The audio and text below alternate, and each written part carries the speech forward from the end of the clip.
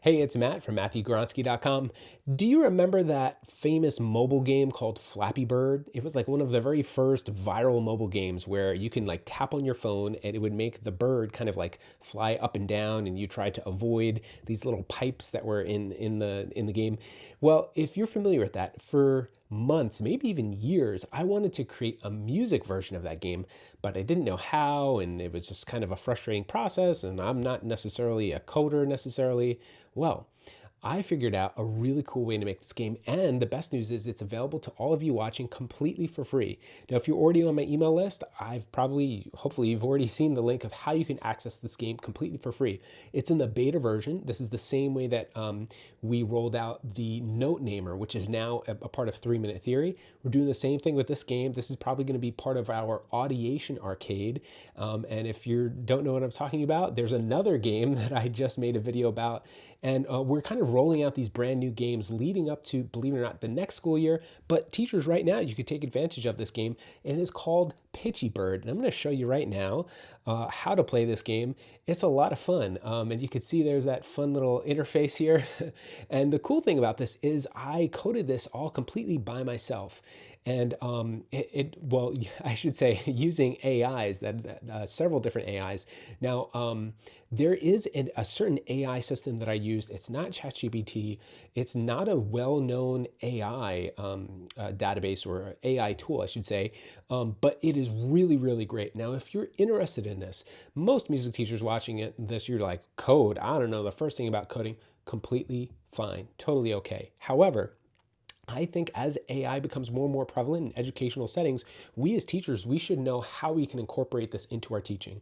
If you are interested, before I walk you through this game, I want to also mention you should definitely check out, let me show you the outline here, which you could download on my site completely for free. This is the Music Teacher Mindset online course. I'm in the process of filming this right now. It is going to be an awesome course, super valuable, where we walk you through how you should think about how music teachers should have a mindset towards things like AI and towards education. And it's broken up into 7 different stages: thrive, engage, simplify, innovate, integrate, elevate, and create. And in fact, I think it's in either the create or innovate. Elevate is where, how can AI help music teachers specifically? I'm going to be walking you through my own personal experience. If you know anything about me, I love technology. I'm a choir director, music teacher, choir composer, and I love incorporating technology into the music classroom setting. But this class is gonna be a whole other level. I'm super excited about it because I think this is probably going to be the most helpful resource specifically for music teachers that I may have ever created, just sharing my heart and my approach to music. And I hope you would love to check it out. There's a special discount going on now leading up to the launch of the course. Definitely check that out in the link below. But you're here because you want to watch about this Pitchy Bird game. So let me pull it up here. Again, if you are not a part of my email list, simply click the link below in the description of this video, and I'll show you how you can access this completely for free. This is the beta version. You can see we went with like a retro theme here.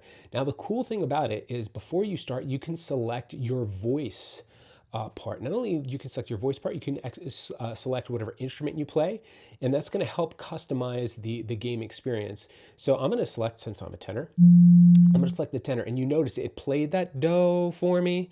And now again, if you remember how Flappy Bird worked, instead of tapping on the screen to control the direction of the bird, we're going to use our voice to control the way that the bird moves. So check this out. I selected tenor, and there was my do. Here we go. So we're going to start do, sol. Oh, I already crashed. Let's try again. No worries. Do. Whoops. Let's try it again. Do, sol, la. Oh, I got to try this again. Do, re, la. Sol, ti, la. Sol, mi, la. Sol, fa, la. Ti, sol. Oh, so, and I had a pretty good run there. Now, listen, I tried to set the difficulty level so that if you can make it to a minute nonstop, that's pretty elite. And so we could try again, or you can go back to change the instrument and you can choose a different voice part. Now I'm gonna let you know what. Let's go to the baritone, which is a little bit lower.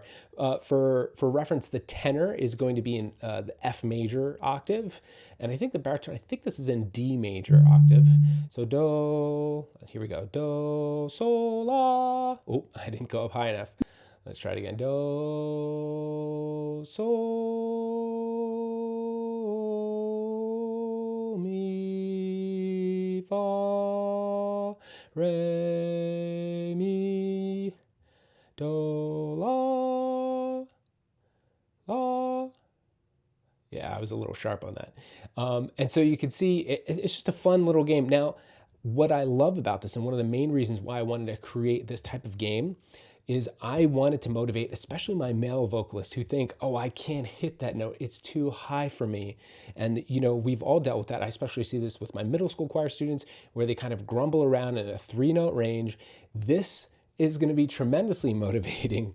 Now, what I would love to do this with my own students is let's see who can hit the longest time. And sometimes I even give candy rewards to my students just as an extra motivator. But I guarantee you, oh man, those vocalists who are like, oh no, I can't sing that high. You put a video game in front of them, and all of a sudden that competition is going to come out. It's going to help them to push themselves to sing maybe a little bit higher than they maybe even thought they could. Now I want to show you one other thing about the game that's really cool, and this is a feature that's still in the works. It's not perfect, and I'm going to try and talk while this goes on here. Da, la, yeah, it's not going to work. So here, I don't know if it'll do. Here we go. Yeah, okay. So even though I'm talking and it's going all over the place, on the side here, what we're working through, you can kind of see it. It's we have to work on the text and everything.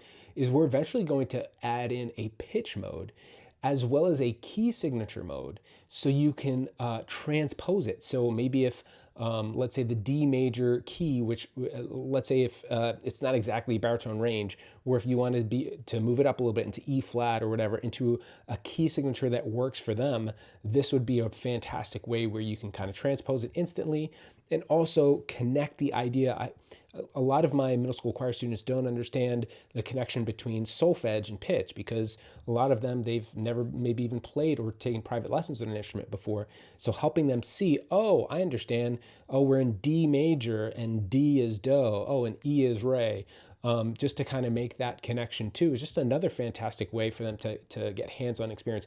But here's the most valuable thing, is if we can find gamified ways, and yes, I'm saying gamified, gamified ways to increase the amount of time that our students are performing and make it feel less like practice. That's really what we're going for. And that's why I wanted to create this game like this. And that's why we're going to add it to the Audiation arcade once it's completely done. There's still, as you try out this game, you'll see there's different bugs that we still have to work on. But it is a really cool game. It's taken a long time even just to get it up to this point. But if you're interested and the process behind this, or maybe the thoughts that are going into this whole conversation with AI and music teaching, but that's not even the main focus of the class. How about your own personal mindset as being a music teacher? How are you thinking about these things? And how, not just your job, but your whole life in total as a music teacher. No one's really talking about this in these professional development settings. And so I'm really pouring my heart into this course, and I would love for you to join me inside. If you were around, I think about 5 years ago was the last time I did another online course on music technology and stuff. And this one I feel is a very timely course.